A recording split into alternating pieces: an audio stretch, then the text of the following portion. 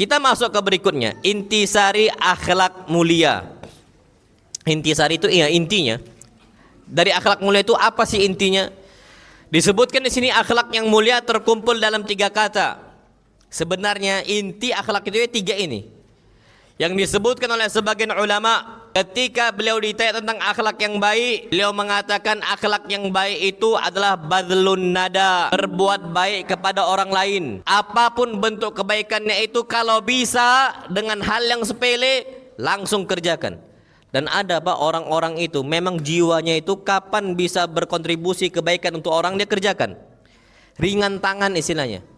Ringan apa? Tangan. Jadi ada sebagian orang ringan tangan ini diterjemahkan tukang apa? Pukul. Maksudnya ringan tangan ini artinya mudah apa? Membantu. Sama kayak di Arab itu Pak, ada panjang tangan itu. Kalau di kita apa namanya panjang tangan? Maling. Padahal panjang tangan itu maksudnya apa? Rajin apa?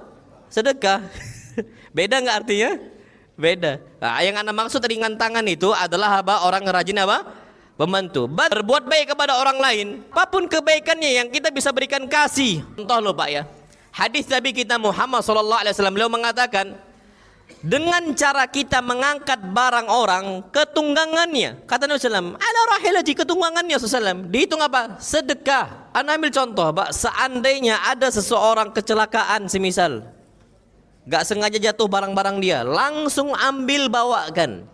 Di pasar juga sama, kalau ada orang yang ngangkut barangnya, kita bisa untuk bantu ngangkut, bantu angkut. Ini Pak ringkas, tapi hitungannya apa? Sedekah.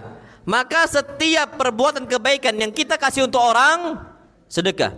Walaupun cuma nganter bawa barang. Ana ambil contoh Pak, Masya Allah, santri kami itu walillahilhamdu wal minnah, apalagi dulu-dulunya yang awal-awal generasi awal santri kami, Pak, Masya Allah, mereka itu lihat ustadznya bawa tas saja, Ustadz ini kami bawakan lah, sudah cukup, nggak usah. Enggak Ustadz, ayo bawakan. Karena tahu hadis itu, tahu hadisnya. Nabi kita Muhammad SAW mengatakan bahwa kita membawa mata seseorang ke tunggangannya, ala rahilati, ke tunggangannya, maka dihitung apa? Sedekah. Itu ringkas Pak, antum bawakan apalagi yang antum bisa kasih dan sebagainya, itu dihitung apa? Sedekah.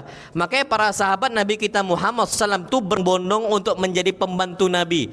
Ada yang tukang yang membawa air wudhu Nabi, ada tukang orang yang membawa air istinja Nabi, ada orang yang membawa apa? Membawa barang Nabi SAW, bahkan mengambilkan batu pun ada untuk Nabi istinja. Udah masing-masing. Termasuk pembantu Nabi SAW itu Anas bin Malik. Apakah mereka dibayar? Enggak dibayar. Ini pembantu yang tak dibayar. Masya Allah Pak, wallah ajib. Yang penting gimana mereka itu bisa membahagiakan Nabi kita Muhammad SAW. Tapi jangan pula mentang kita ustadz kita berbudak orang. Ini tak boleh ini.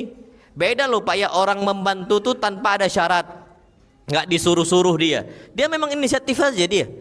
Kalau kita nih kadang-kadang antum bersihkan rumah ana, Masya Allah, santri itu disuruh apa? Disuruh ngepel dan sebagainya. Pak enggak Pak, kita itu gerak sendiri gitu. Tapi ketika ada orang bantu Pak, jangan tahan itu, karena dia mau ngambil pahalanya. Ana ambil contoh Pak, Masya Allah, umminya Anas bin Malik, siapa namanya? Umminya Anas siapa? Ummu siapa? Ada hadiah enggak? Ini tadi kayaknya ada nyebut tuh akhwat. Ummu siapa? Ayo Ummu Sulaim. Enggak ada hadiah nih Pak ya? Enggak ada Ustaz? Oh ada, Masya Allah. Enaknya itu yang ringkas saja hadiah itu, Masya Allah. Taip. Jadi apa? Badlun dah. Ada? Ustaz bisa belikan coklat enggak? Belikan coklat enggak apa? Iya. Yang kecil-kecil Ustaz. Badlun nada, kita ngasih kebaikan untuk apa? Untuk orang. Dan Ummu Sulaim ini Pak, Masya Allah, Ummu Sulaim tahu ini Anas nih aset. Anas siapa? Aset. Dan Anas bin Malik ini orang cerdas. Dan terjadi Pak, dari kalangan sahabat Nabi kita Muhammad SAW yang banyak meriwayatkan hadis, siapa? Anas bin Malik. Pak, antum tahu kenapa? Anas bin Malik pertama cerdas, yang kedua karena memang dibawa oleh emaknya kepada Nabi kita Muhammad SAW. Ummu Sulaim mengatakan, ya wahai Rasulullah SAW, dibawa ini Anas. Ya ini Anas jadi pembantu engkau. Masya Allah Pak. Sekarang siapa orang tua yang bawa anaknya datang ke Ustadz jadikan di pembantu? Ada? Gak ada. Ummu Sulaim lain cerita Pak. Tahu nih aset ini Anas bin Malik. Dibawa Anas bin Malik kepada siapa? Kepada Rasulullah. Umi mengatakan, "Ya Rasulullah, wahai Rasul sallallahu alaihi wasallam, ini Anas, jadikan dia pembantu." Maka apa doa Nabi SAW? Nabi SAW mengatakan, "Allahumma akthir malahu wa waladahu wa barik lahu fima ataitahu." Biasanya Pak, orang atau pembantu banyak enggak duitnya? Biasanya enggak Pak, pembantu ma'ruf, enggak banyak duitnya. Makanya doa Nabi SAW, beliau mengatakan untuk Anas bin Malik, "Allahumma akthir malahu." Ya Allah, perbanyaklah hartanya Anas bin Malik.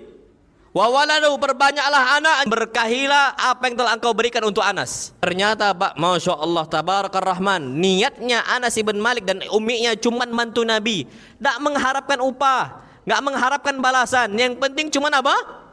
Bantu saja. Yang penting cuma bantu. Ternyata Masya Allah, Tabarakar Rahman, antum tahu apa kata Anas bin Malik? Wa inna ardi la tuthmiru fi sanati marratain. Tanah saya, kebun saya harusnya setahun sekali panen. Ternyata kebun saya itu setahun berapa kali panen?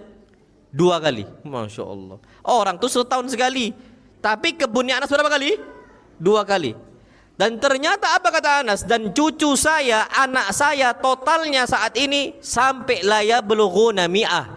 Jumlahnya mereka itu total 100 lebih. Anak plus cucu Anas masih hidup. Kita berapa Pak cucunya? Berapa? Nggak ada. Banyak rezekinya, orang kaya. Gara-gara satu niatnya, badlun nada, memberikan kebaikan, berbuat baik kepada apa? Orang lain.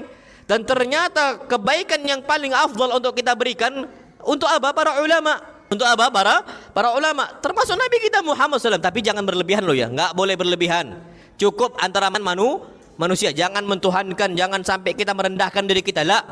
Anas bin Malik nggak pernah merendahkan dirinya. Ibn Abbas nggak pernah merendahkan dirinya. Rendah hati iya. Namanya tawadhu. Ini banyak kesalahan orang bilang. Tawadhu itu diterjemahkan dengan rendah apa? Diri. Tawadhu itu hati. Rendah diri itu ruku, sujud itu rendah diri. Yang betul itu rendah apa? Hati. Kita muliakan mereka, Masya Allah. Tetangga kita muliakan. Ana yakin Pak, kira-kira mungkin nggak kita berbuat baik kepada orang, Allah nggak balas? Enggak. Oh nggak mungkin. Makanya kasih kebaikan itu untuk orang lain. Antum jangan ragu untuk sedekah. Antum jangan ragu untuk ngasih untuk orang lain. Jangan. Yatimnya urus anak yatim, jandanya urus janda. Sekarang ngurus janda nih yang penting harus nikah. Pak, janda itu antum tuh ngasih saja sudah. Antum program itu harus ada. Sekarang antum berapa janda yang antum bantu? Ada? Belum kan? Wallahi rugi antum tidak bantu janda. Hadis Nabi kita Muhammad SAW beliau mengatakan al-qaim al-armalah, orang yang mengurus janda. Ngurus janda tuh ngasih makan loh ya, bukan dinikahi. Anak ulang yang ngasih apa? Makan. Antum kasih.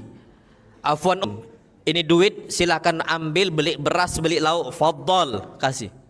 Bantu itu. Apa kata Rasulullah? Maka pahala kal mujahid fi sabilillah, seperti orang jihad di jalan Allah. Wal musalli la yaftur, seperti orang yang enggak bakal qaim la yaftur, seperti orang yang sholat dan tidak pernah bosan. Was-shaim la yuftir, seperti orang puasa tidak pernah batal. Besar enggak pahalanya? Besar. Antum jangan pede, Pak, istri kita bisa janda nanti. Wallahil adzim, ana qasaman billah. Antum jangan terlalu pede di situ, Pak. Sekarang banyak para laki-laki enggak mau bantu janda sebabnya dihalangi oleh siapa? Itu yang di belakang lah itu. Sahih Pak, antum bantu Pak. Wallah bantu. Kita nggak pernah tahu istri kita kapan janda, dan kita nggak pernah tahu anak kita kapan yatim.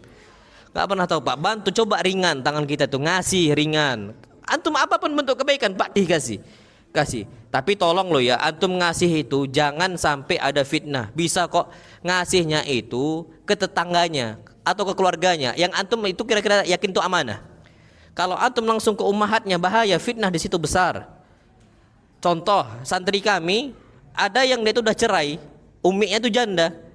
Kalau kita mau bantu, kita nggak akan bantu lewat umminya langsung, nggak, fitnah. Anak ngasih ke anaknya, fulan, kasih ke ummi. Kita harus kayak gitu Pak, biasakan. Jangan sampai nanti ada interaksi langsung dengan umminya, cantik pula umminya. Udah Pak, ada udang di balik bakwan. Ada udang di balik apa? Bakwan. Jadi badlun nada, coba berikan. Anak yatim, harta anak yatim. Pak, antum cari siapa yang punya anak yatim, ana siap nanggungnya. Masukkan dia ke pondok pesantren, ana yang nanggung makannya. Pak, sekurang-kurangnya duit kita, naam kurang duit kita. Tapi Nabi SAW, antum kira kondisinya nggak ada cobaan ekonomi? Ada cobaan ekonomi. Tapi Nabi selalu badlun nada, memberikan untuk orang. Dan antum nggak perlu takut miskin dengan harta yang antum kasih untuk orang lain. Kebaikan yang antum kasih itu nggak mungkin nggak dibalas oleh Allah Azza wa Jal. Disebutkan dalam sebuah Israiliyat. Ini sebuah Israiliyat. Jadi di zaman Nabi Musa itu ada seorang pemuda datang ke Nabi Musa alaihi salam, dan Israiliyat ini disebutkan oleh Nabi kita Muhammad SAW. Beliau mengatakan hadithu an bani Israil wala haraj. Silahkan ceritakan dari Bani Israel. Israiliyat ceritakan enggak ada masalah. Wala haraj, dan tidak ada masalah hukumnya. Tapi Israiliyat nih Pak tidak bisa dipastikan 100% benar dan juga tidak bisa ditolak. Selama tidak bertentangan dengan syariat, maka itu sebagai penguat saja. Sebagai apa? Penguat. Itu cerita Israiliyat.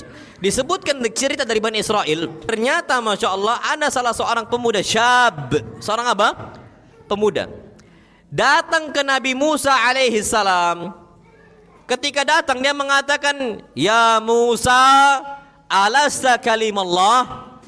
Wahai Musa, bukankah engkau seorang nabi yang langsung bisa komunikasi dengan Allah tanpa perantara Jibril? Jadi ada beberapa nabi yang langsung bisa bicara dengan Allah tanpa ada apa? Perantara Jibril. Tapi nggak bisa lihat nabi. Sebagaimana Musa bicara dengan Allah dalam kondisi nabi melihat apa? Api. Melihat apa? Api. Tapi nggak bisa langsung melihat Allah SWT, nggak bisa. Melihat Allah Subhanahu wa taala hanya akan diberikan oleh Allah Azza wa Jalla di mana? Di surga nanti. Dan itu kenikmatan yang paling besar. Tapi pemuda ini mengatakan, Alasta kalimallah. Wahai Musa, bukankah engkau seorang nabi yang langsung bisa komunikasi dengan Allah Azza wa Jal tanpa perantara? Qala na'am. Iyalah, saya bisa. Qala sal rabbaka ayyamnahanil ghina. Minta kepada Rabb engkau, kepada Allah Azza wa Jal, agar Allah memberikan kepada saya kekayaan. Berkholwatlah Nabi Musa alaihi salam. Nabi Musa mengatakan, Inna abdaka fulanan sa'alaka an tughniya. Ya Allah, sesungguhnya hamba engkau si fulan meminta kepada engkau agar engkau jadikan dia ini kaya.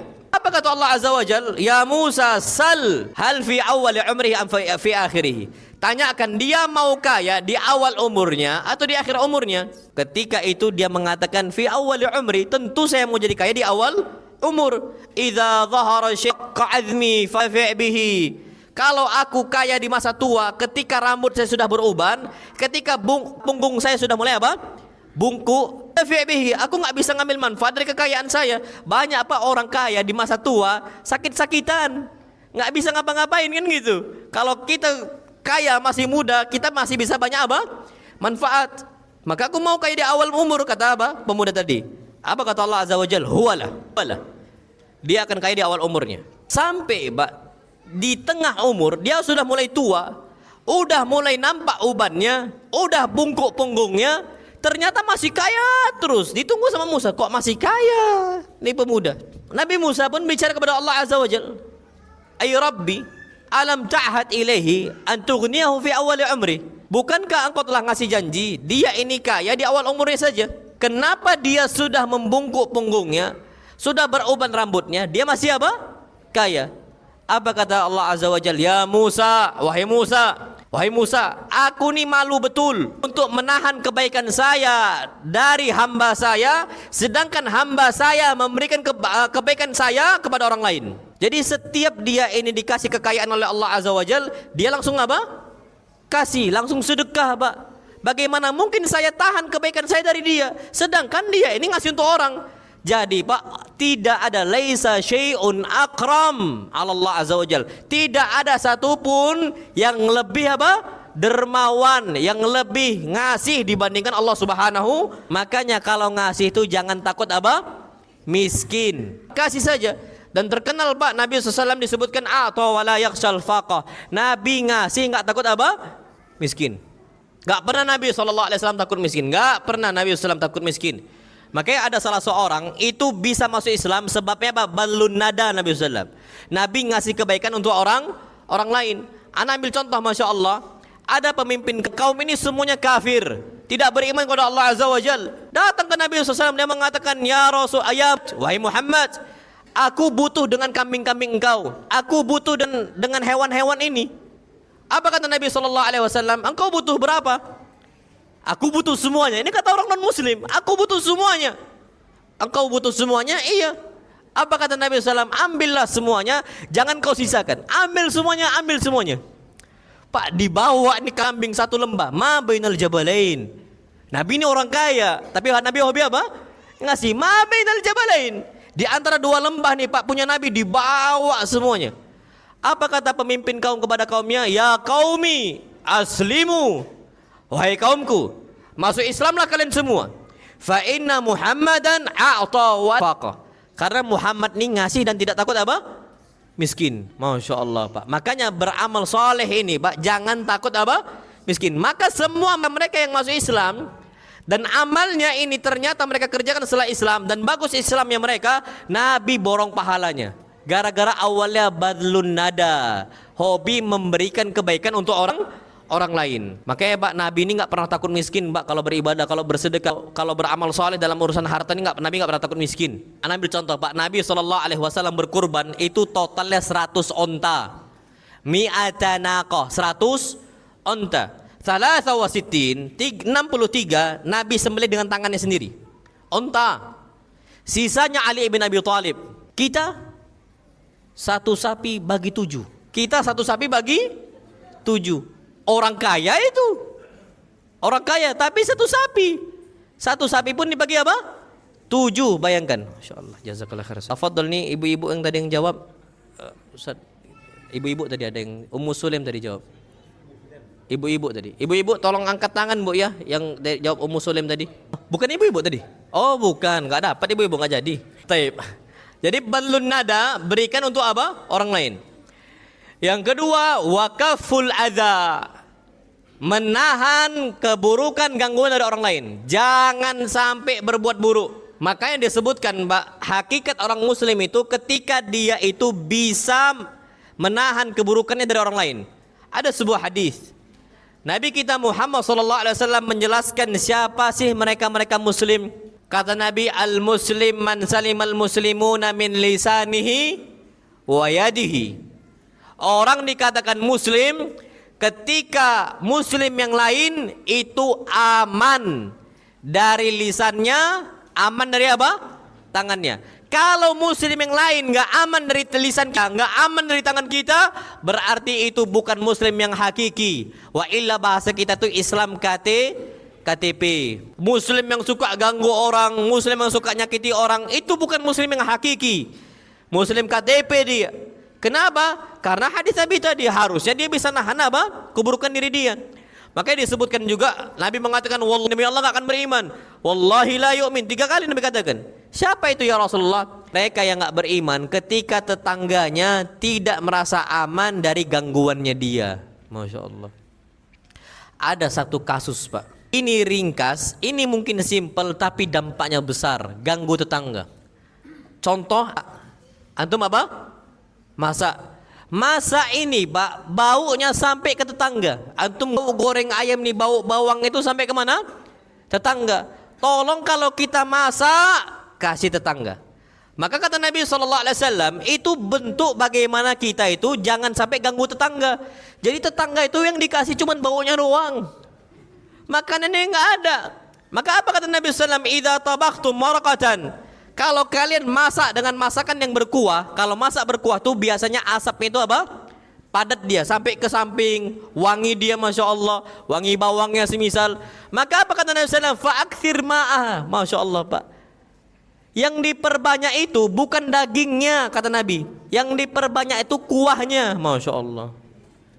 Nabi nggak minta daging kasih ke tetangga. Yang Nabi perintahkan perbanyak apa?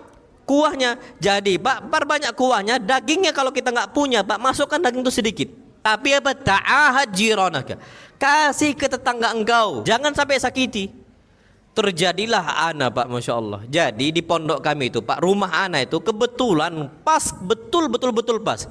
Asrama santri itu 2 asrama 2 lokal, sebelahnya rumah ana. Jadi dempetan dengan apa? Asrama santri. Ana pas keluar dari rumah ana Pak, jadi di itu Pak, depan rumah ana dan juga samping asrama itu ada tong sampah warna biru. Ketika ana keluar, wih, Masya Allah, bau duren. Ana keluar tuh, bau duren. Ana tengok, oh iya nih kulit durian ini. Masya Allah. Ana tanya sama santri, Antum makan durian? Oh, iya Ustaz.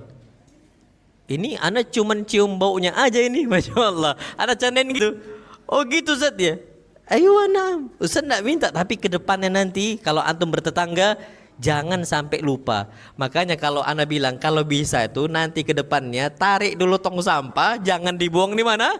Di tetangga. Kita nih buang kulit durian ke rumah tetangga, dagingnya nggak dikasih. Ini Pak, jangan sampai seperti itu. Kita nggak minta bukan, tapi jangan sampai ganggu orang. Kalau anak Pak biasa aja, anak sama santri biasa. Justru kita yang ngasih untuk apa? Santri. Tapi ini kadang Pak, kalau kita nggak perhatikan dari kecil saja, dari kecil itu akan terjadi. Apalagi Pak, udahlah tetangga nggak ngerasakan duriannya, kita sholat berjamaah, yang dikasih sendawanya doang. Masya Allah. Ayo nam sahih. Dan antum tahu Pak, parfum yang paling nyengat parfum sendawa durian. Kalah yang lain, Mbak. Asli. Antum tahu masjid nih dikasih pewangi, Pak. Kapan satu orang sendawa saja 5 kali 15 masjid itu bisa kebauan. Karena satu sendawa. Kalah Pak parfum-parfum masjid itu. Sebabnya apa? Sendawa. Makanya hadis Nabi SAW itu ringkas ya. Kata Nabi SAW, man akala thawma awil basala fala yakrabanna musallana. Siapa yang makan bawang-bawangan, bawang merah, bawang putih, bawang bombay, maka jangan masuk ke masjid kami. Kenapa? Fa innal malaikata tata'adza minhu banu Adam. Karena para malaikat itu akan terganggu dengan baunya mulut kita sebagaimana terganggunya Bani Adam. Itu nggak boleh loh ya. Untuk sholat nggak boleh. Lah ini kita dibagi sebagai apa?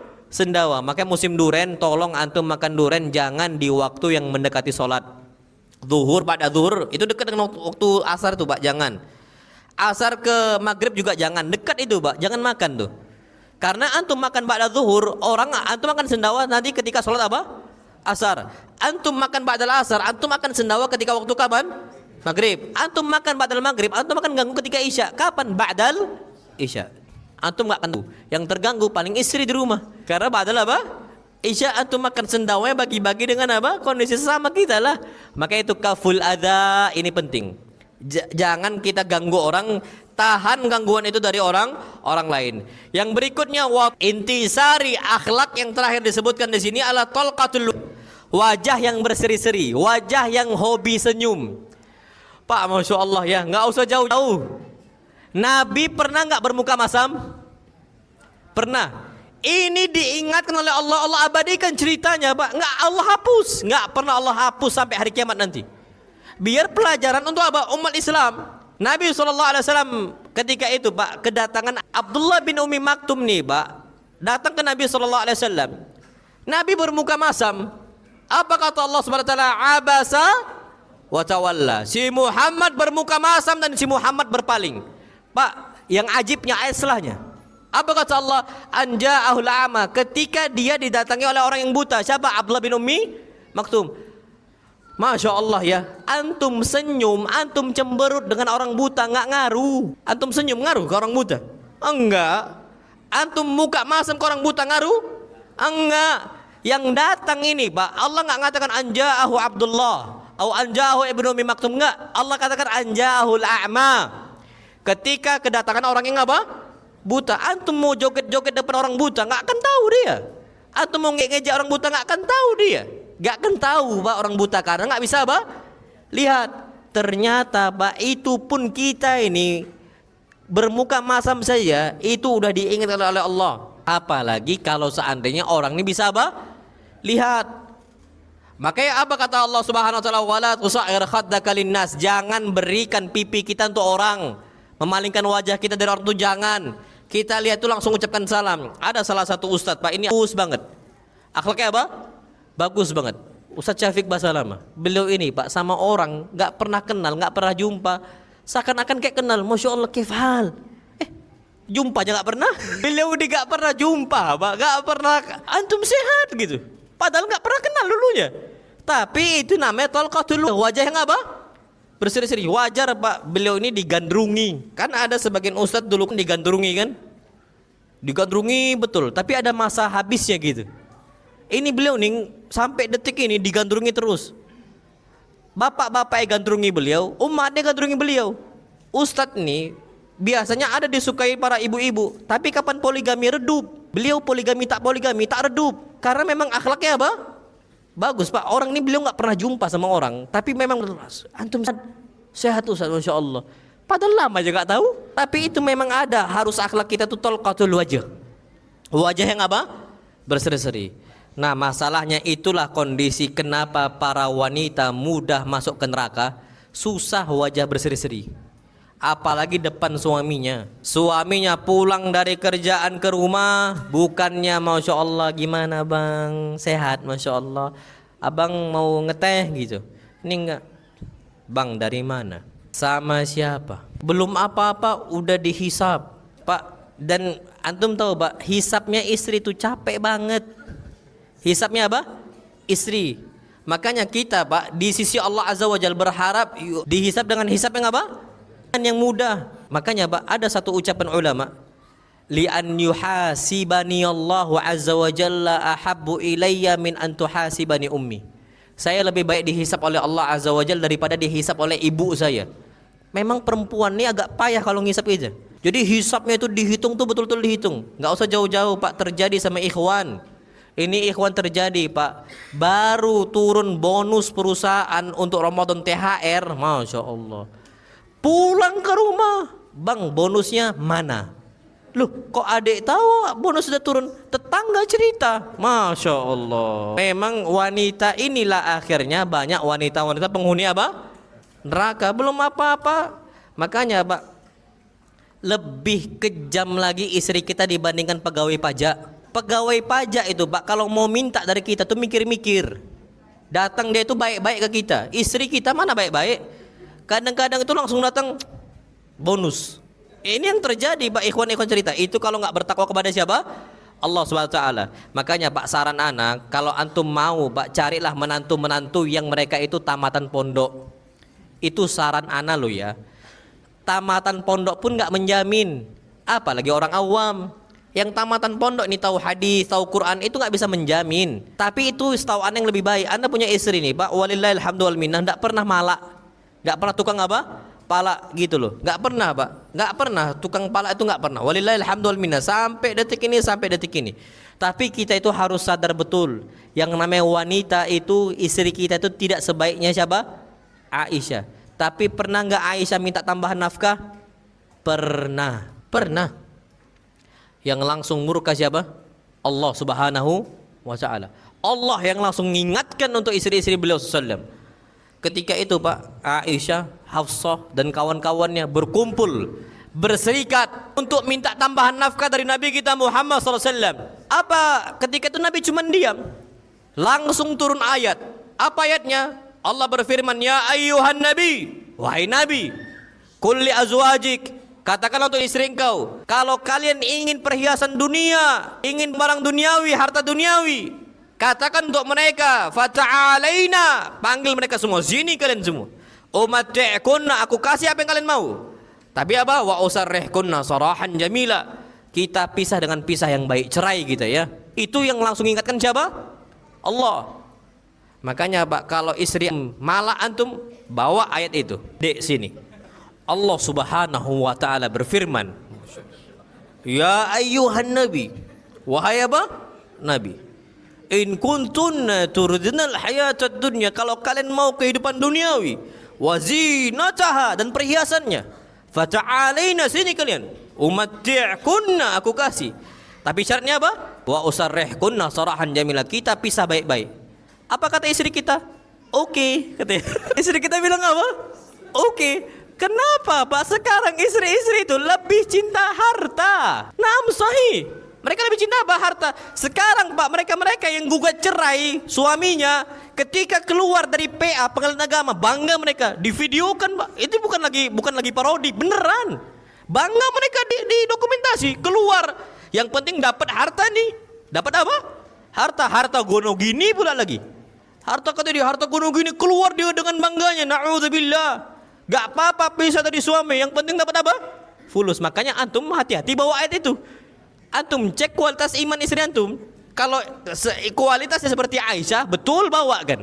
Kalau seperti Hafsah, betul bawa kan. Takutnya oke pula katanya. Apa? Oke kata dia. Insyaallah.